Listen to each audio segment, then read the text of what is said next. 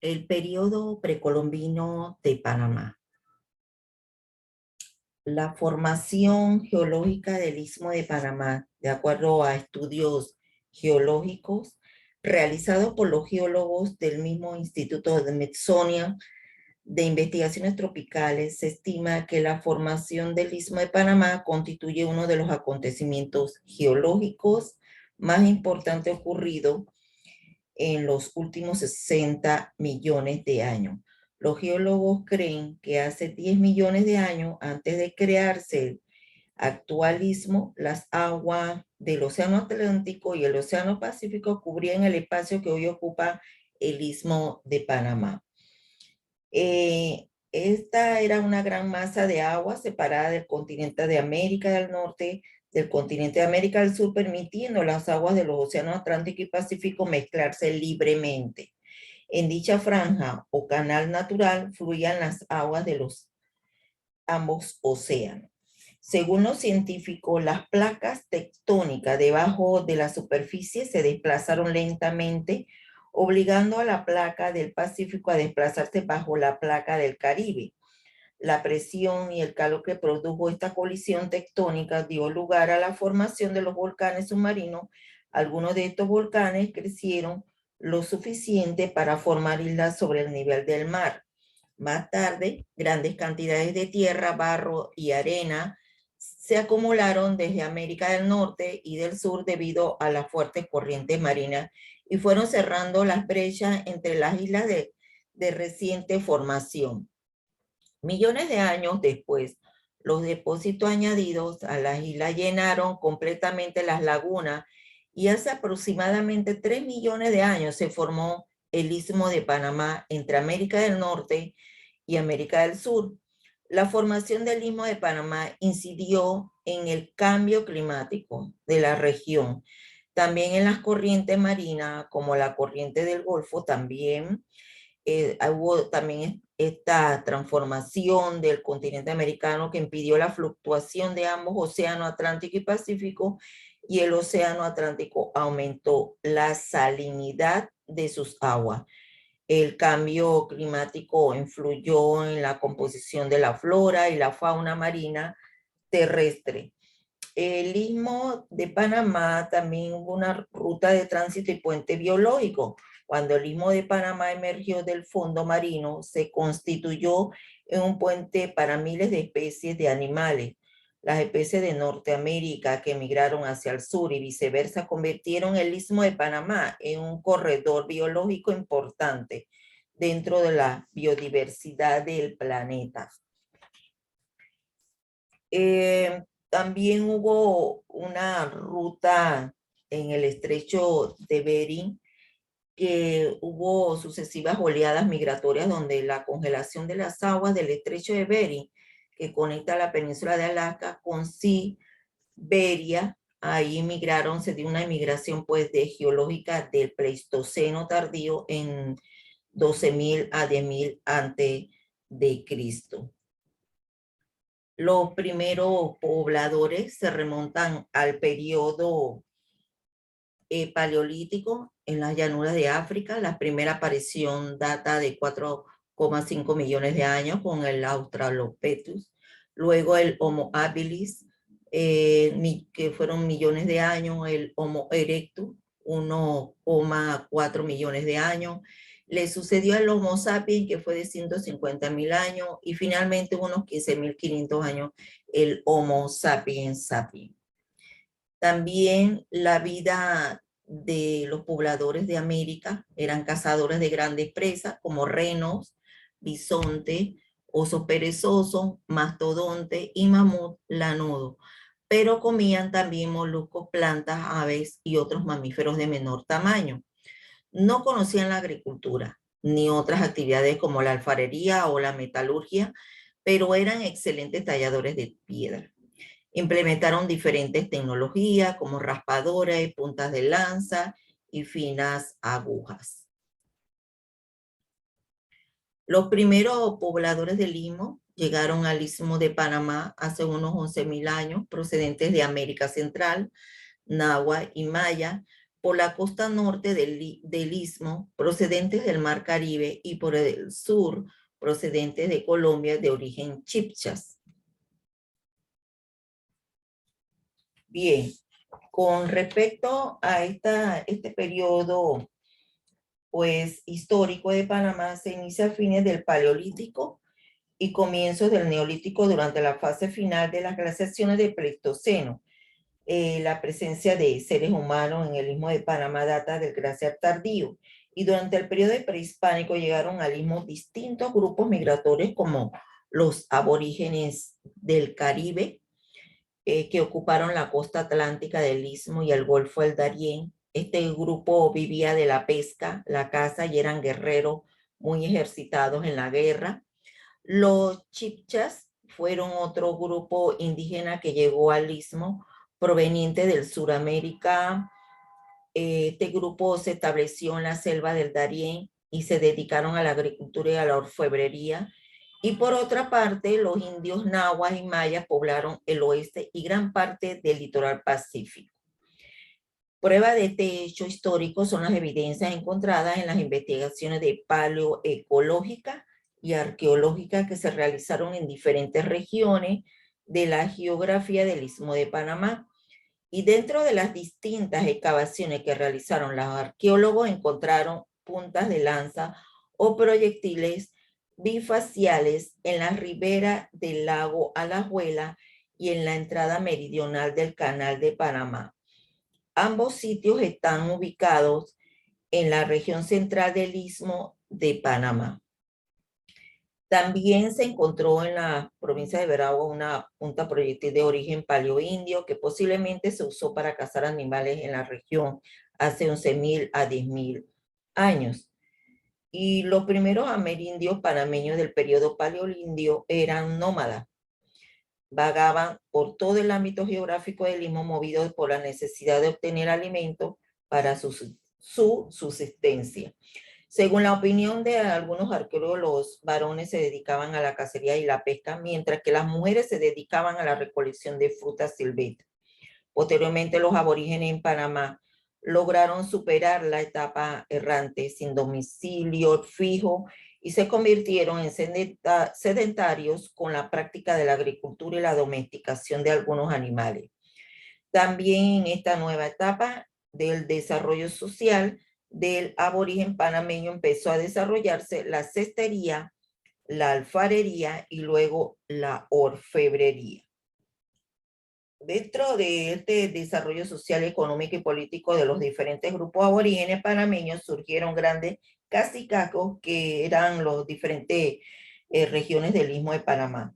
Desafortunadamente se desarrolló social y cultural indígena de Panamá y de otras regiones del nuevo continente americano se interrumpió con la llegada de los europeos al continente de América. La teoría del origen del hombre americano con respecto al autoctonista Florentino Ameghino, los primeros pobladores del continente de América son autóctonos, son originarios de América del Sur. Estos primeros habitantes aparecen a las pampas argentinas a fines de la era terciaria y en los comienzos de la cuaternaria. Las excavaciones realizadas por Ameghino en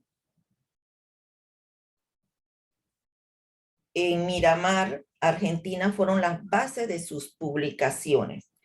La teoría fue rechazada debido a que los análisis de los estratos geológicos donde se encontraron los restos óseos demostraron que no pertenecían a la era terciaria, sino a la era cuaternaria.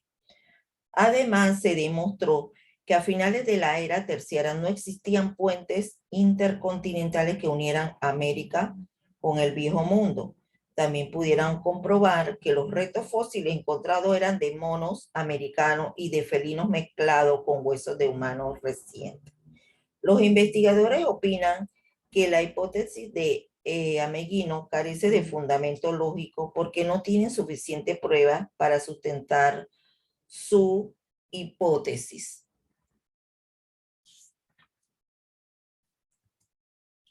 ahora con otras teorías allochtonistas, con el origen único, que sería Alex Hedlika, que plantea que los primeros pobladores de América fueron paleoasiáticos que migraron a nuestro continente por medio de la ruta del estrecho de Bering en sucesivas oleadas migratorias durante la congelación de las aguas del estrecho de Bering que conecta a la península de Alaska con Siberia. Esta inmigración se dio durante el periodo geológico del Pleistoceno tardío, entre 12.000 a 10.000 años. Según la opinión de Alex Hedlika, los aborígenes asiáticos y los aborígenes americanos tienen semejanza bien marcada, que son, ambos grupos se caracterizan por tener ojos rasgados, pómulos salientes, escasa pilosidad corporal y facial, cabello lacio y piel color cobrizo, además de la mancha mongólica, pigmentación verdosa congénita que tienen los asiáticos y los aborígenes al nacer y que desaparece con el paso del tiempo.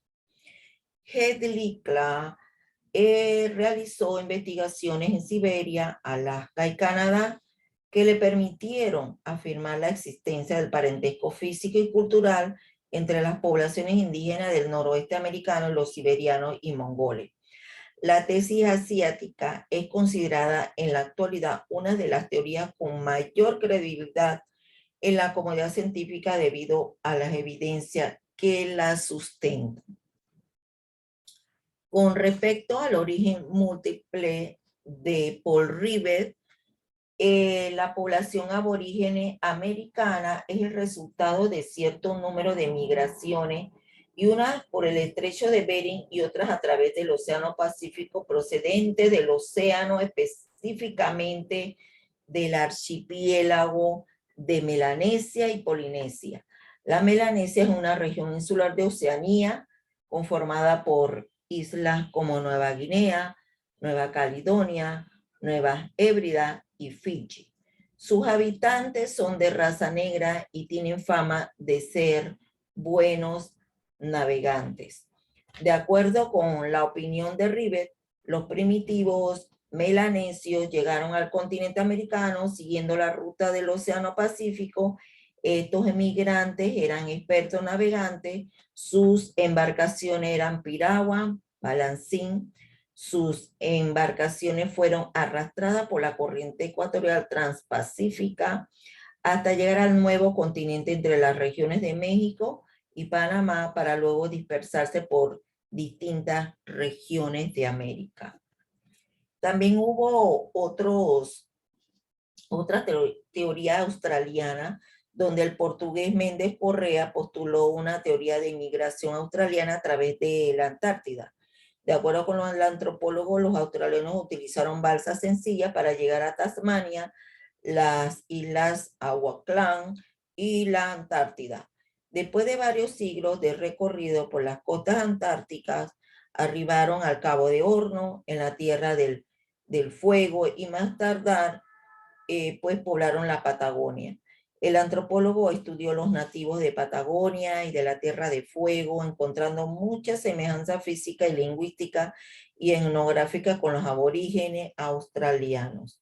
Algunas de estas semejanzas son las siguientes: sería el grupo sanguíneo y las formas craneales, la resistencia al frío, las palabras comunes, las chozas en forma de colmena, el uso del boomerang, el uso del instrumento musical como zumbador o churinga. También están lo que es las teorías que se pueden presentar aquí, otras teorías y evidencias recientes.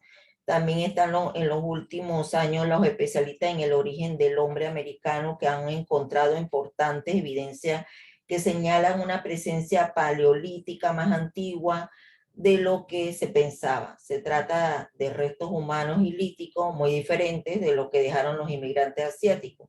Y las nuevas evidencias encontradas cuestionan las teorías actuales que señalan que los cazadores asiáticos fueron los primeros pobladores del continente americano, como el hombre de Meadowcroft.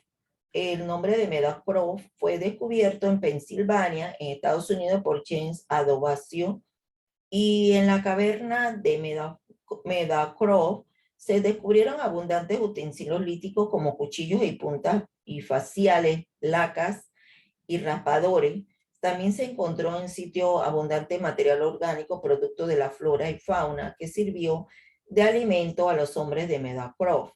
De estas muestras fueron analizadas en distintos laboratorios y todas coincidieron en resultados sorprendentes. Tenían hasta 16.000 años de antigüedad. Algo que llamó la atención de los investigadores que las puntas de lanza de las costas atlánticas norteamericanas encontradas no tienen la forma de las clásicas armas acanaladas de los clovis. Se parecen más a las puntas de lanza solutrenses halladas en España y Francia del periodo paleolítico superior. Basado en estos descubrimientos, Bruce Bradley y Dennis Stanford plantean las hipótesis del origen europeo, sin negar la inmigración paleomongoloide por la ruta de Bering. Sostienen que hace 18.000 años, grupos de cazadores europeos cruzaron el Atlántico en embarcaciones rudimentarias y llegaron a las costas orientales de América del Norte. También hubo el hombre de Monteverde, que un equipo dirigido por Tom Delahuey de la Universidad Kentucky descubrió en Monteverde, el Puerto Montt de Chile, estos líticos asociados en material orgánico que arroja una antigüedad hasta 30.000 años antes de Cristo. El hallazgo acaparó la atención del mundo científico internacional. En Monteverde se encontraron evidencias de un campamento de 12 tiendas hechas de estacas de madera y pieles de animales con restos de fogón. Al ser sometidas al carbón 14, arrojaron una antigüedad de 13.000 años antes de Cristo. También se encontraron instrumentos de huesos y puntas bifaciales asociados a los huesos de mastodonte y paleoyamas, megafauna, pleistoceno. Las puntas Monteverde se asemejan mucho a las encontradas en Taima, Venezuela, con una antigüedad de 1.000 años antes de Cristo. Sin embargo, al excavar en estratos muy profundos se encontró restos que arrojaron una antigüedad de 33.000 años antes de Cristo. De confirmarse estos resultados, las teorías y explicaciones del poblamiento inicial de América podría pues cambiar dentro de algunos años. Y aquí pueden ver las teorías donde están ubicadas, el estrecho, la teoría del estrecho de Bering. También está lo que es en la amarilla es teoría de australiana, la verde que es la teoría polinesia y pues algunas otras teorías que acabo de hablar, y el hielo que se presenta con las teorías corrientes migratorias. Las regiones aborigen primitivas que estuve hablando del Gran Chiriquí, también está donde en las últimas poblaciones aborígenes prehispánicas, este tema fue abordado en las principales teorías de origen del hombre americano, donde estudios del tema llegaron a la conclusión de la población prehistórica del continente americano, que no es originaria de América, por lo tanto no es autóctona. En el istmo de existen también evidencias de presencia de varios grupos aborígenes que por ser sitio de tránsito para estas primeras poblaciones de nuestros istmos.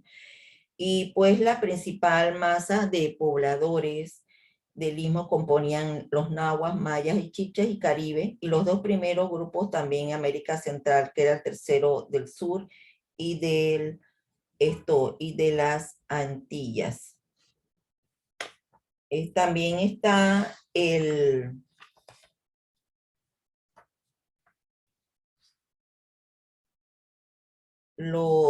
la región central de Gran Coclé, donde corresponde a la provincia de Coclé y la península de Azuero, en el área conocida como provincias centrales. Se distinguían los reyes de Esquina, Urracá, París, Escoria, Natá y Chirú, además de otros aborígenes ya extintos como los Changuenas, Doraces y Suríes. La localidad pues, principal se denomina Sitio Conte, donde abundan los ornamentos de piedras preciosas y oro. El ágata y la serpentina eran las piedras preciosas preferidas.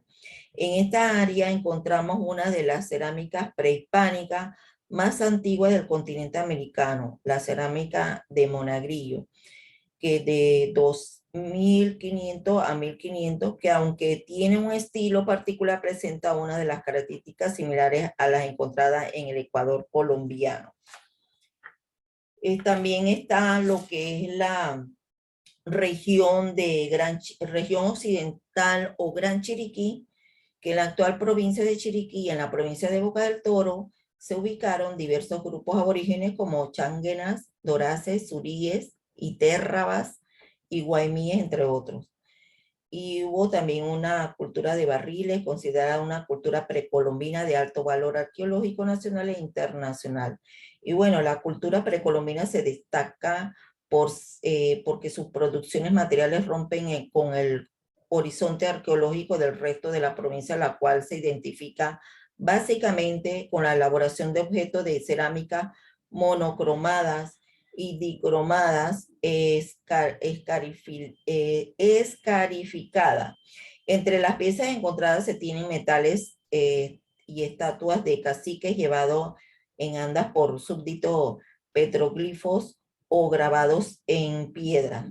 En este lugar también se pueden observar famosas huacas que no son más que lugares donde las personas eran enterradas junto con sus pertenencias.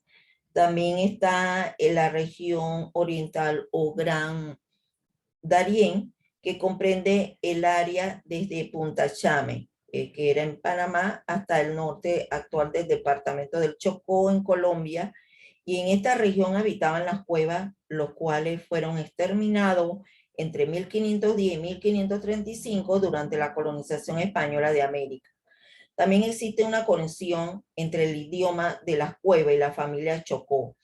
Esta región es la menos investigada. Sin embargo, se han encontrado muchas muestras de cerámica que han permitido su estudio.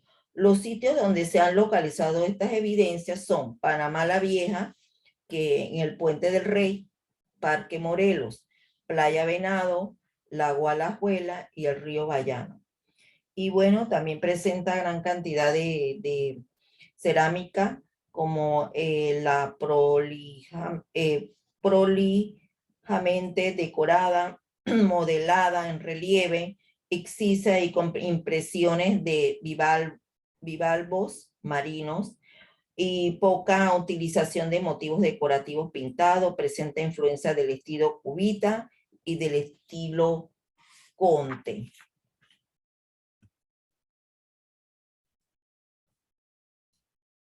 Las etapas del periodo precolombino de Panamá, podemos hablar por ahora de la cacería de de 9500 a 8000 antes de Cristo, para lo indígena, que el hombre se caracterizó por ser nómada y vivía por ser nómadas, vivían en cuevas o abrigos rocosos, vivían de la caza, de la pesca y recolección de frutos.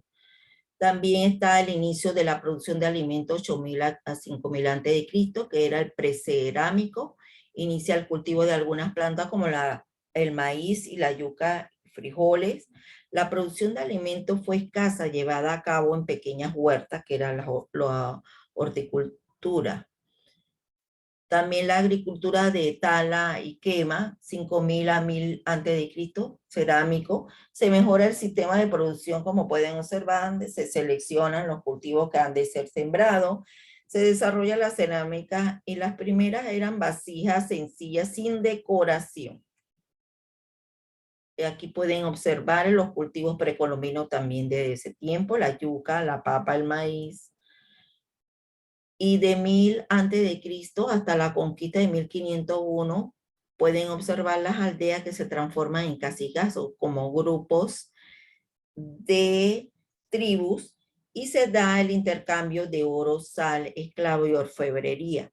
Surgen los centros ceremoniales como barriles y el caño y la cerámica se torna más artística y policroma. La aldea precolombina, como pueden observar, en ese tiempo, todos tenían algo que hacer para mejorar su condición. Aquí pueden ver la cerámica o alfarería, monocroma y policroma.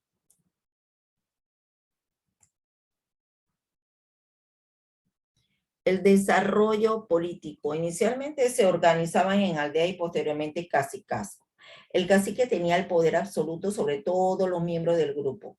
Tenía varias esposas, esclavos y servidores. El cacique llegaba al poder por sus hazañas personales o por herencia. Distribuía los recursos y productos entre los miembros del cacicazgo. Otros miembros importantes fueron los sacos, que eran jefes menores, los cabras, que eran guerreros distinguidos, y los chamanes, que eran curanderos.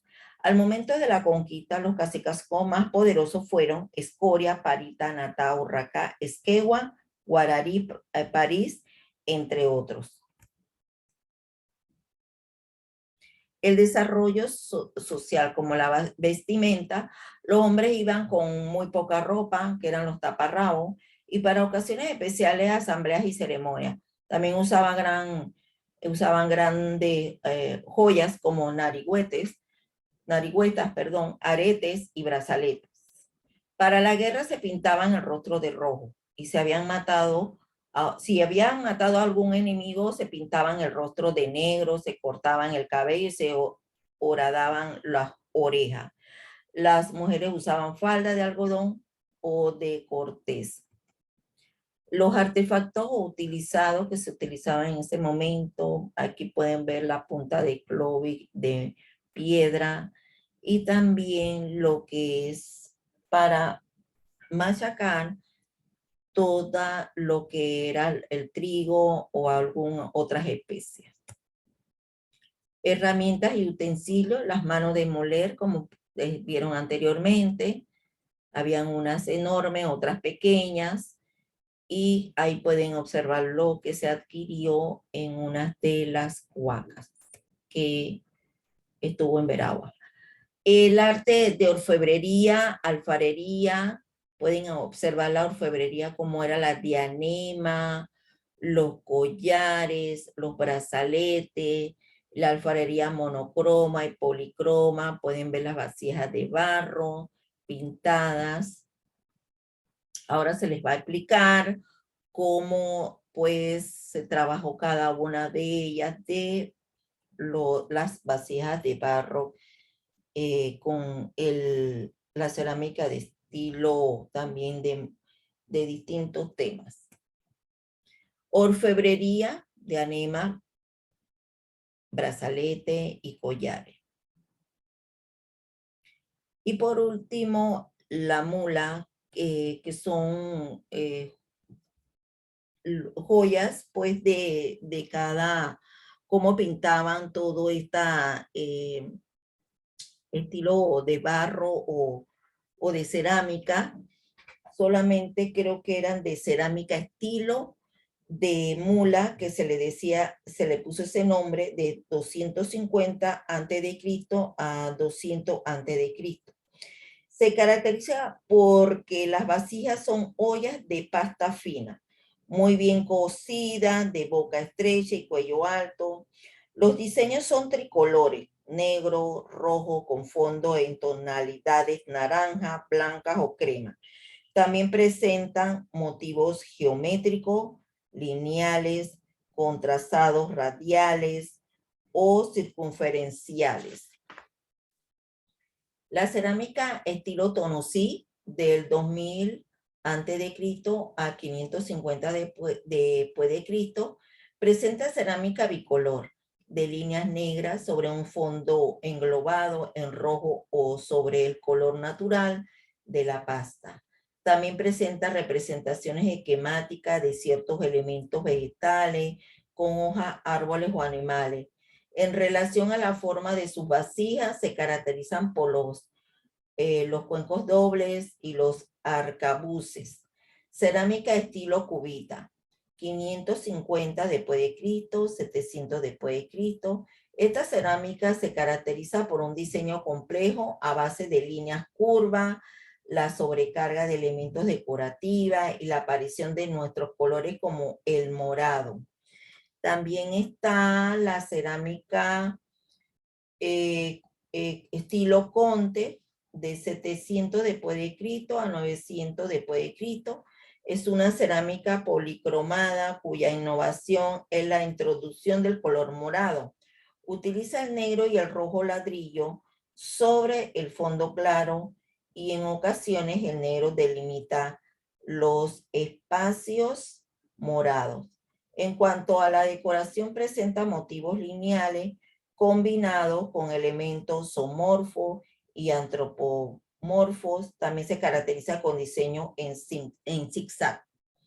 También hay estilo cerámica estilo Macaracas, 900 a 1100 después de Cristo, y aunque presenta alguna semejanza con las de Conte, en las de Macaracas se aprecia una tendencia clara hacia barroquismo de la forma. Las líneas negras utilizadas por el estilo Conte para delinear figuras son en este estilo más delicadas y sus trazos son más firmes. Predominan en este estilo los motivos en guirnaldas.